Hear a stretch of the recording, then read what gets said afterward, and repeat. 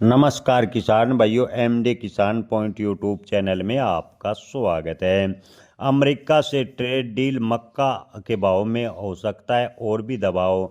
जी हाँ किसान भाइयों, वाणिज्य मंत्री ने कहा है कि मक्का व डेयरी सेक्टर को जो ट्रेड डील है उससे बाहर रखा है, लेकिन हकीकत में एकदम विपरीत नजर आ रही है। भारत ने द्विपक्षीय व्यापार समझौते के अंतर्गत अमेरिका से डीडीजीएस के आयात की स्वीकृति प्रदान कर दी है।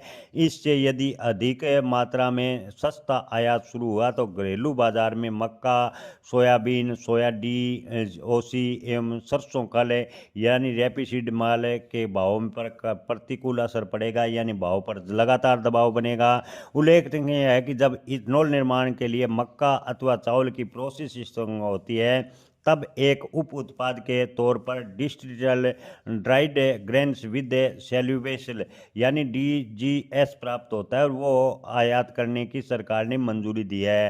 हालांकि भले ही मक्का आयात करने की सीधी सरकार ने मंजूरी नहीं दी हो, लेकिन डीजीएस अगर आयात होता है तो मक्का के भाव पर प्रतिकूल असर पड़ेगा। पहले ही मक्का के भाव काफ़ी डाउन चल रहे हैं। जी हाँ दोस्तों, आपको एक बार फिर बता दें कि एथेनॉल निर्माण के लिए मक्का अथवा चावल की जो प्रोसेसिंग होती है तब उसमें से एक उप उत्पाद के तौर पर distilled dried grains with solubles यानी डीडीजीएस प्राप्त होता है, अवशेष प्राप्त होता है, उसके आयात की मंजूरी दी है।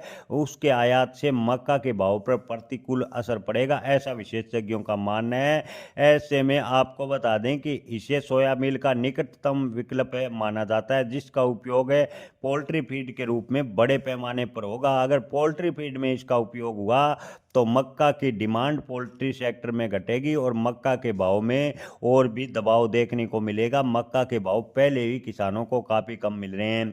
पशु आहार पोल्ट्री फीड के लिए आयात होने वाले डीडीजीएस पर भारत में 15% तक सीमा शुल्क लगा हुआ था, जिसे अब सरकार ने खत्म किया जा सकता है। अगर सरकार 15% शुल्क डीडीजीएस से हटाती है तो मक्का का बाजार काफ़ी हद तक प्रभावित होगा और मक्का की खेती पर बर्बाद होने के कगार पर फिलहाल चल रही है। मक्का के किसान पूर्ण रूप से आर्थिक रूप से बर्बाद हो जाएंगे, ऐसा विशेषज्ञों का कहना है। जय किसान, धन्यवाद।